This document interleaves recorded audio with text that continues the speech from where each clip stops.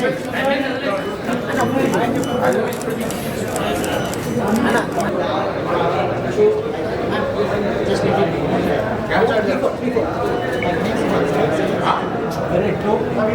for everybody. For states.